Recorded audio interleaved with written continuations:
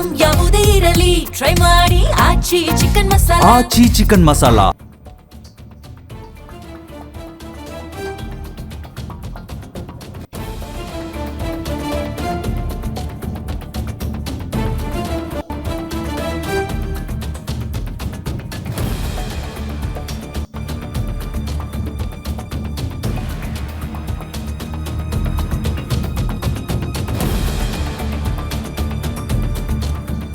ಮತ್ತಷ್ಟು ತೀವ್ರಗೊಳ್ಳಲಿದೆ America Iran Israel ಯುದ್ಧದ ತೀವ್ರತೆಯನ್ನ ಹೆಚ್ಚಿಸುವ ಸಿಗ್ನಲ್ ಕೊಟ್ಟಿದ್ದಾರೆ ಅಮೆರಿಕ ಅಧ್ಯಕ್ಷ. ಮಧ್ಯಪ್ರಾಚ್ಯದಲ್ಲಿ ಅಮೆರಿಕದ 29 ನೆಲೆಗಳ ಮೇಲೆ ಇರಾನ್ ಅಟ್ಯಾಕ್ ಮಾಡಿದೆ. 9 ಗಲ್ಫ್ ರಾಷ್ಟ್ರಗಳಲ್ಲಿರುವಂತಹ ಅಮೆರಿಕ ನೆಲೆಗಳನ್ನೇ ಗುರಿಯಾಗಿಸಿಕೊಂಡು ಇರಾನ್ ಅಟ್ಯಾಕ್ ಅನ್ನ ಮಾಡ್ತಾ ಇರೋದು. ರಿಯಾದ್ನಲ್ಲಿ ಅಮೆರಿಕ ದೂತಾವಾಸ ಕಚೇರಿಯೇ ಉಡೀಸಾಗಿದೆ. ಇರಾನ್ ಡ್ರೋನ್ ದಾಳಿಗೆ ಅಮೆರಿಕ ಎಂಬಸಿ ಏನಿದೆ ಅದು ಛಿದ್ರ ಆಗಿದೆ. ಇರಾನ್ ಮಾಡಿರುವಂತಹ ದಾಳಿಯ ತೀವ್ರತೆಗೆ ಅಮೆರಿಕ ಅಧ್ಯಕ್ಷ ಡೊನಾಲ್ಡ್ ಟ್ರಂಪ್ ಆಕ್ರೋಶ ಹೊರ ಹಾಕಿದ್ದಾರೆ. ಶೀಘ್ರದಲ್ಲೇ ಅಮೆರಿಕ ತಕ್ಕ ಉತ್ತರ ಕೊಡಲಿದೆ ಅಂತ ಟ್ರಂಪ್ ಹೇಳಿದ್ದಾರೆ.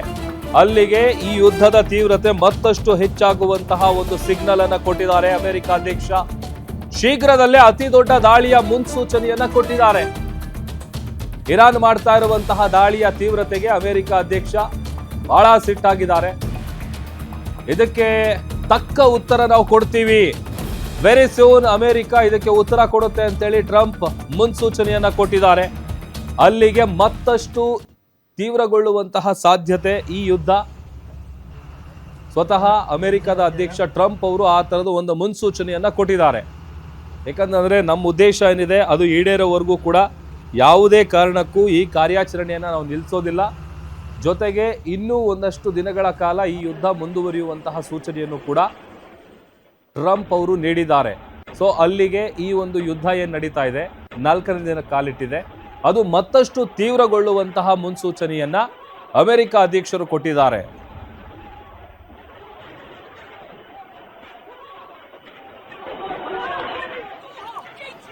ನೋಡಿ, ನಮ್ಮ ಉದ್ದೇಶ ಈಡೇರುವವರೆಗೆ ಇರಾನ್ ವಿರುದ್ಧದ ಕಾರ್ಯಾಚರಣೆಯನ್ನ ಯಾವುದೇ ಕಾರಣಕ್ಕೂ ನಿಲ್ಲಿಸೋದಿಲ್ಲ ಅಂತ ಅಮೆರಿಕ ಅಧ್ಯಕ್ಷ ಡೊನಾಲ್ಡ್ ಟ್ರಂಪ್ ಅವರು ಸ್ಟೇಟ್ಮೆಂಟ್ ಅನ್ನ ಕೊಟ್ಟಿರೋದು. ಜೊತೆಗೆ ಅಮೆರಿಕ ಸೈನಿಕರು ಏನು ಪ್ರಾಣ ಕಳೆದುಕೊಳ್ತಾ ಇದ್ದಾರೆ ಅದರಲ್ಲಿ 650 ಮಂದಿ ಈಗ ಆಲ್ರೆಡಿ ನಂಬರ್ಸ್ ಸಿಕ್ಕಿರೋದು ಮಾಹಿತಿಯ ಪ್ರಕಾರ. ಅದು ಇನ್ನೂ ಕೂಡ ಜಾಸ್ತಿ ಆಗುವಂತಹ ಸಾಧ್ಯತೆ ಇದೆ. ಅದರ ಜೊತೆಗೆ ಮಧ್ಯಪ್ರಾಚ್ಯದಲ್ಲಿ ಈಗ ಏನು ತೀವ್ರತೆ ಉದ್ವಿಗ್ನ ಆಗ್ತಾ ಇದೆ ಆ ವಿಚಾರಕ್ಕೆ ಸಂಬಂಧಪಟ್ಟಂತೆ, ಅದರ ಜೊತೆಗೆ ಅಮೆರಿಕದ ಅಧ್ಯಕ್ಷರು ಕೊಟ್ಟಿರುವಂತಹ ಈ ವಾರ್ನಿಂಗ್ ಏನಿದೆಯಲ್ಲ, ಹಿಂದೆ ಸಾಕಷ್ಟು ವಾರ್ನಿಂಗ್ಗಳನ್ನ ಕೊಟ್ಟಿದ್ರು. ಬಟ್ ಈಗ ಇರಾನ್ ಮಾಡ್ತಾ ಇರುವಂತಹ ದಾಳಿಯ ವಿಚಾರಕ್ಕೆ ಸಂಬಂಧಪಟ್ಟಂತೆ ಪರ್ಟಿಕ್ಯುಲರ್ ಆಗಿ ನಾವು ಸುಮ್ಮನೆ ಕೂರೋದಕ್ಕಂತೂ ಸಾಧ್ಯನೇ ಇಲ್ಲ. ಜೊತೆಗೆ ಏನು ಇರಾನ್ ಅಟ್ಯಾಕ್ ಅನ್ನ ಮಾಡಿಕೊಂಡು ಎಲ್ಲೆಲ್ಲಿ ಅಮೆರಿಕದ ಈ ಏರ್ ಬೇಸ್ಗಳಿದೆ ಅದನ್ನ ಗುರಿಯಾಗಿಸಿಕೊಂಡು ದಾಳಿ ಮಾಡ್ತಾ ಇದೆಯಲ್ಲ, ಆ ದಾಳಿಯ ವಿಚಾರಕ್ಕೆ ಸಂಬಂಧಪಟ್ಟಂತೆ ಟ್ರಂಪ್ ಅವರು ಮಾಹಿತಿಯನ್ನ ಕೊಟ್ಟಿದ್ದಾರೆ. ಯಾವುದೇ ಕಾರಣಕ್ಕೂ ನಾವಂತೂ ಕೈ ಕಟ್ಟಿ ಸುಮ್ಮನೆ ಕುತ್ಕೊಳ್ಳುವಂಥ ಪ್ರಶ್ನೆನೇ ಇಲ್ಲ. ನೀವೇನೀಗ ಅಟ್ಯಾಕ್ ಮಾಡ್ತಾ ಇದ್ದೀರಿ, ಏನು ದಾಳಿ ಮಾಡ್ತಾ ಇದ್ದೀರಿ, ಅದಕ್ಕೆ ದೊಡ್ಡ ಮಟ್ಟದಲ್ಲಿ ನಾವು ದಾಳಿಯನ್ನು ನಡೆಸ್ತೀವಿ ಅನ್ನುವಂಥ ಸೂಚನೆಯನ್ನ ಟ್ರಂಪ್ ಅವರು ಕೊಟ್ಟಿರೋದು. ಅಲ್ಲಿಗೆ ಈಗೇನು ಈ ಯುದ್ಧ ನಡೀತಾ ಇದೆ 4 ದಿನಗಳಿಂದ ಅದು ಮತ್ತಷ್ಟು ತೀವ್ರತೆಯನ್ನ ಪಡ್ಕೊಳ್ಳುವಂತಹ ಮುನ್ಸೂಚನೆಯನ್ನ ಅಮೆರಿಕದ ಅಧ್ಯಕ್ಷರು ಕೊಟ್ಟಿದ್ದಾರೆ. ಇರಾನ್ ಡ್ರೋನ್ ದಾಳಿ ಏನ್ ಮಾಡಿದೆ ಆ ಡ್ರೋನ್ ದಾಳಿಗೆ ಅಮೆರಿಕದ ಎಂಬಸಿ ಛಿದ್ರ ಆಗಿದೆ. ಮತ್ತಷ್ಟು ತೀವ್ರಗೊಳ್ಳೋದು ಗ್ಯಾರಂಟಿ. ಅಮೆರಿಕ ಇರಾನ್ ಇಸ್ರೇಲ್ನ ಈ ಯುದ್ಧದ ತೀವ್ರತೆಯನ್ನ ಹೆಚ್ಚಿಸುವಂತಹ ಸಿಗ್ನಲ್ ಅನ್ನ ಕೊಟ್ಟಿದ್ದಾರೆ ಅಮೆರಿಕದ ಅಧ್ಯಕ್ಷರು. ಸೊ ಅಲ್ಲಿಗೆ ಮಧ್ಯಪ್ರಾಚ್ಯದಲ್ಲಿ ಏನು ಅಮೆರಿಕದ 29 ನೆಲೆಗಳ ಮೇಲೆ ಇರಾನ್ ಗುರಿಯಾಗಿಸಿಕೊಂಡು ದಾಳಿಯನ್ನು ನಡೆಸ್ತಾ ಇದೆ. 9 ಗಲ್ಫ್ ರಾಷ್ಟ್ರಗಳಲ್ಲಿರುವಂತಹ ಅಮೆರಿಕ ನೆಲೆಗಳೇ ಇರಾನ್ನ ಟಾರ್ಗೆಟ್ ಆಗಿತ್ತು. ಆ ಟಾರ್ಗೆಟ್ಗಳನ್ನ ಗುರಿಯಾಗಿಸಿಕೊಂಡು ಅಟ್ಯಾಕ್ ಅನ್ನ ಮುಂದುವರಿಸಿದೆ. ರಿಯಾದ್ನಲ್ಲಿರುವಂತಹ ಅಮೆರಿಕದ ಕಚೇರಿ ಏನಿದೆ, ಎಂಬಸಿ ಏನಿದೆ, ಅದೇನೆ ಉಡೀಸಾಗಿದೆ, ಅಂದ್ರೆ ಛಿದ್ರ ಆಗಿದೆ. ಅದು ಇರಾನ್ ನಡೆಸಿರುವಂತಹ ಡ್ರೋನ್ ದಾಳಿ ಏನಿದೆ ಆ ಡ್ರೋನ್ ದಾಳಿಗೆ ಅಮೆರಿಕದ ಎಂಬಸಿ ಕಂಪ್ಲೀಟ್ ಆಗಿ ಧ್ವಂಸ ಆಗಿದೆ. ಇರಾನ್ ದಾಳಿಯ ತೀವ್ರತೆಗೆ ಸದ್ಯ ಅಮೆರಿಕ ಅಧ್ಯಕ್ಷರಾದಂತಹ ಟ್ರಂಪ್ ಅವರು ಬಹಳ ಸಿಟ್ಟಾಗಿದ್ದಾರೆ, ಬಹಳ ಆಕ್ರೋಶವನ್ನ ಹೊರ ಹಾಕಿದ್ದಾರೆ. ವೆರಿ ಸೂನ್ ಅಮೆರಿಕ ಇದಕ್ಕೆ ತಕ್ಕ ಉತ್ತರವನ್ನ ನೀಡುತ್ತೆ ಅಂತ ಎಚ್ಚರಿಕೆಯನ್ನ ಕೊಟ್ಟಿದ್ದಾರೆ. ಅಲ್ಲಿಗೆ ಶೀಘ್ರದಲ್ಲೇ ಅತಿ ದೊಡ್ಡ ದಾಳಿಯನ್ನ ನಡೆಸೋದಕ್ಕೆ ಟ್ರಂಪ್ ನಿರ್ಧರಿಸಿದ್ದಾರೆ. ಅದಕ್ಕೆ ಸಂಬಂಧಪಟ್ಟಂತಹ ಮುನ್ಸೂಚನೆಯನ್ನು ಕೂಡ ಕೊಟ್ಟಿದ್ದಾರೆ. ಈಗ ಎಲ್ಲೆಲ್ಲಿ ಅಟ್ಯಾಕ್ ಅನ್ನ ಮಾಡ್ತಾ ಇದ್ದಾರೆ, ಜೊತೆಗೆ ಎಲ್ಲೆಲ್ಲಿ ಏನೇನು ಆಗ್ತಾ ಇದೆ ಅನ್ನುವಂಥ ವಿಚಾರಕ್ಕೆ ಸಂಬಂಧಪಟ್ಟಂತೆ ಸಾಕಷ್ಟು ವಿಚಾರಗಳನ್ನು ನಾವು ಗಮನಿಸ್ತಾ ಇದ್ವಿ. ಇನ್ನು ಇದೇ ವಿಚಾರವಾಗಿ ಹೆಚ್ಚಿನ ಮಾಹಿತಿಯನ್ನು ಕೊಡ್ತಾರೆ ನಮ್ಮ digital editor Dilip, news desk ಇಂದ ಲೈವ್ ಜಾಯ್ನ್ ಆಗ್ತಾ ಇದ್ದಾರೆ. ದಿಲೀಪ್, ಈಗ ಒಂದ್ ಕಡೆ ಇರಾನ್ ಸಿಕ್ಕಾಪಟ್ಟೆ ಈ ಅಮೆರಿಕದ ವಾಯುನೆಲೆಗಳು ಜೊತೆಗೆ ಎಂಬಸಿಗಳನ್ನ ಗುರಿಯಾಗಿಸಿಕೊಂಡು ಅಟ್ಯಾಕ್ ಅನ್ನ ಮಾಡ್ತಾ ಇದೆ. ಜೊತೆಗೆ ಟ್ರಂಪ್ ಅವರು ಕೊಟ್ಟಿರುವಂತ ಸ್ಟೇಟ್ಮೆಂಟ್ ಅನ್ನ ಗಮನಿಸ್ತಾ ಇದ್ರೆ ಈ ಒಂದು ಯುದ್ಧ ಮತ್ತಷ್ಟು ತೀವ್ರತೆಯನ್ನ ಪಡ್ಕೊಳ್ಳುವಂತ ಸಾಧ್ಯತೆ ಇದೆಯಾ, ಏನ್ ಕತೆ ಅಂತ?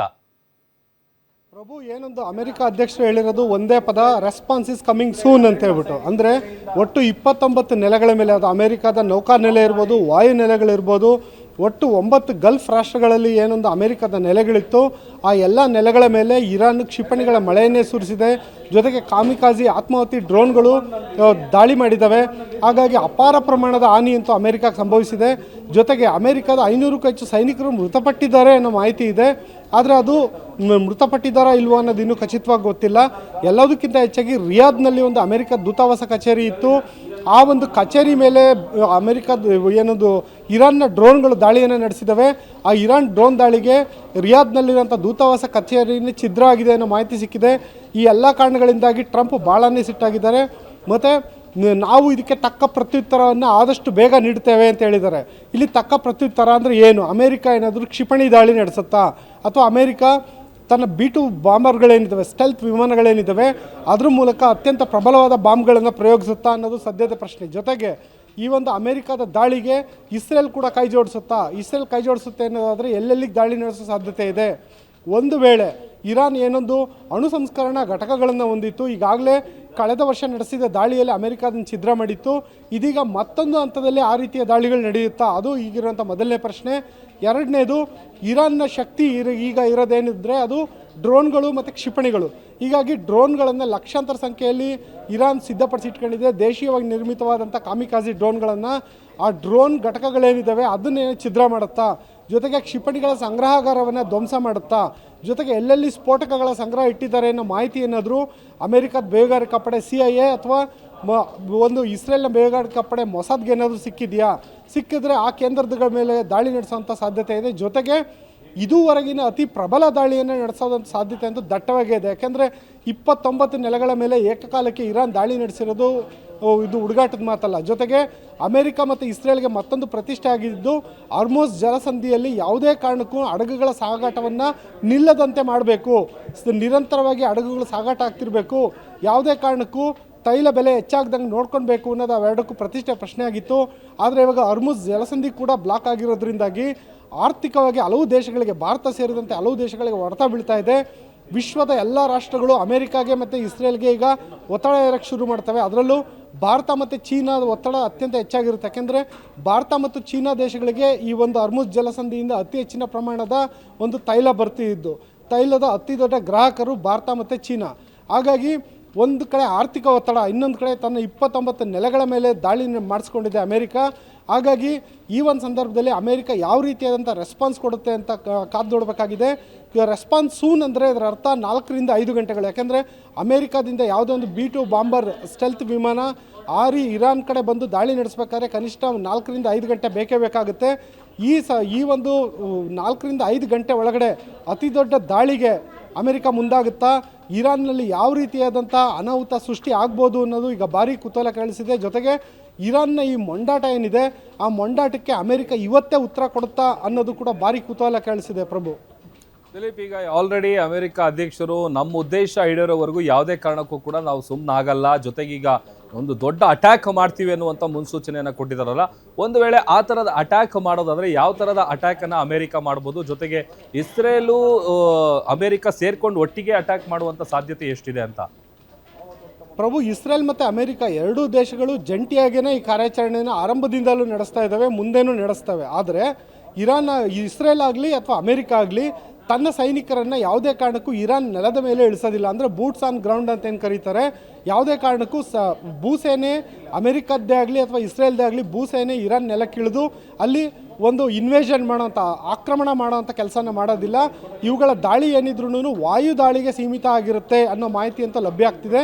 ಜೊತೆಗೆ ಅಮೆರಿಕಾದ ಒಂದು ಅತಿ ದೊಡ್ಡ ಯುದ್ಧ ನೌಕೆ ಗೆರಾಲ್ಡ್ ಆರ್ ಫೋಲ್ಡ್ ಅದು ಈಗಾಗಲೇ ಅರಬ್ಬಿ ಸಮುದ್ರದಲ್ಲಿ ಬೀಡುಬಿಟ್ಟಿದೆ. ಅರಬ್ಬಿ ಸಮುದ್ರದಲ್ಲೇ ನಿಂತು ಒಂದು ಯಮನ್ ದೇಶದ ಜಲಗಡಿಯ ಬಳಿ ನಿಂತು ಅದು ದಾಳಿ ನಡೆಸ್ತಾ ಇದೆ. ಅದರಲ್ಲಿರುವಂಥ ಅತ್ಯಾಧುನಿಕ ಯುದ್ಧ ವಿಮಾನಗಳು 100ಕ್ಕೂ ಹೆಚ್ಚು ಯುದ್ಧ ವಿಮಾನಗಳನ್ನು ಹೊಂದಿದೆ. ಜೊತೆಗೆ ಭಾರಿ ಪ್ರಮಾಣದ ಕ್ಷಿಪಣಿ ಸಂಗ್ರಹವನ್ನು ಹೊಂದಿದೆ. ಜೊತೆಗೆ ಅದರಲ್ಲಿ ಸಬ್ಮರೀನ್ ಇರುತ್ತೆ, ಡೆಸ್ಟ್ರಾಯರ್ಗಳಿರ್ತವೆ, ಫ್ರಿಗೇಟ್ಗಳಿರ್ತವೆ. ಅವೆಲ್ಲವೂ ಸೇರಿ ದೊಡ್ಡ ಮಟ್ಟದ ಒಂದು ದಾಳಿಗೆ ಈಗಾಗಲೇ ಸಿದ್ಧತೆ ಮಾಡ್ಕೊಂಡಿದ್ದಾವೆ. ಜೊತೆಗೆ ಮೆಡಿಟರೇನಿಯನ್ ಸಮುದ್ರದಲ್ಲಿ ಇಸ್ರೇಲ್ನ ಮತ್ತೊಂದು ಪಾರ್ಶ್ವದಲ್ಲಿ ಕೂಡ ಅಬ್ರಹಾಂ ಲಿಂಕನ್ ಯುದ್ಧ ನೌಕೆ ಇದೆ. ಆ ಯುದ್ಧ ನೌಕೆಯಲ್ಲೂ ಅತ್ಯಾಧುನಿಕ ಯುದ್ಧ ವಿಮಾನಗಳಿದ್ದಾವೆ. ಜೊತೆಗೆ ಸ್ಟೆಲ್ತ್ ಫೈಟರ್ ಜೆಟ್ಗಳಿದ್ದಾವೆ. ಆ ನಂತರದಲ್ಲಿ ಕ್ಷಿಪಣಿಗಳ ಸಂಗ್ರಹ ಕೂಡ ಇದೆ. ಇವೆಲ್ಲ ಒಂದು ತನ್ನ ಬಲವನ್ನು ಬಳಸಿಕೊಂಡು, ಯಾಕೆಂದರೆ ಈಗಾಗಲೇ ಅಮೆರಿಕದ ನೌಕಾನೆಲೆ ಇರ್ಬೋದು, ವಾಯುನೆಲೆಗಳಿರ್ಬೋದು ಈಗಾಗಲೇ ಅಲ್ಪ ಮಟ್ಟಿಗೆ ಧ್ವಂಸ ಆಗಿರೋ ಹಿನ್ನೆಲೆಯಲ್ಲಿ ಅವು ನೌಕಾನೆಲೆಗಳನ್ನು, ವಾಯುನೆಲೆಗಳನ್ನು ಸಂಪೂರ್ಣ ಪ್ರಮಾಣದಲ್ಲಿ ಬಳಸ್ಕೊಳ್ಳೋಕೆ ಸಾಧ್ಯನೋ ಇಲ್ವೋ ಗೊತ್ತಿಲ್ಲ. ಹಾಗಾಗಿ ಈ ಯುದ್ಧ ನೌಕೆಗಳನ್ನು ಬಳಸ್ಕೊಂಡು ದಾಳಿ ಮಾಡ್ಬೋದಾಗಿದೆ. ಜೊತೆಯಲ್ಲೇ ಇನ್ನೊಂದಷ್ಟು ಯುದ್ಧ ನೌಕೆಗಳನ್ನು ಅಮೆರಿಕ ಮೆಡಿಟರೇನಿಯನ್ ಸಮುದ್ರಕ್ಕೆ ಮತ್ತು ಅರಬ್ಬಿ ಸಮುದ್ರಕ್ಕೆ ರವಾನೆ ಮಾಡೋವಂಥ ಸಾಧ್ಯತೆ ಇದೆ. ಈ ಥರ ಒಂದು ಬೆಳವಣಿಗೆಗಳಾದ ಸಂದರ್ಭದಲ್ಲಿ ಇರಾನ್ನ ಯಾರೇ ಸರ್ವೋಚ್ಚ ನಾಯಕ ಪಟ್ಟಕ್ಕೆ ಅಥವಾ ಅಧ್ಯಕ್ಷ ಪಟ್ಟಕ್ಕೆ ಅಥವಾ ಸೇನಾ ಮುಖ್ಯಸ್ಥ ಪಟ್ಟಕ್ಕೆ ನಿಮ್ಮೂರಿನಿಂದ ವಿಶ್ವ ಮಟ್ಟದವರೆಗೆ ರಾಜಕೀಯ, ಸಿನಿಮಾ, ಸ್ಪೋರ್ಟ್ಸ್ ಯಾವ ಸುದ್ದಿಯೂ ಮಿಸ್ ಆಗಲ್ಲ. ಬರೀ ಸುದ್ದಿಯಷ್ಟೇ ಅಲ್ಲ, ಜೊತೆಯಲ್ಲೇ ಇರುತ್ತೆ ವಿಶ್ಲೇಷಣೆ. ಗ್ಯಾರಂಟಿ ನ್ಯೂಸ್ ನ ಸಬ್ಸ್ಕ್ರೈಬ್ ಮಾಡಿ, ಫಾಲೋ ಮಾಡಿ, ಕ್ಷಣ ಕ್ಷಣದ ಅಪ್ಡೇಟ್ಸ್ ಪಡೆಯಿರಿ.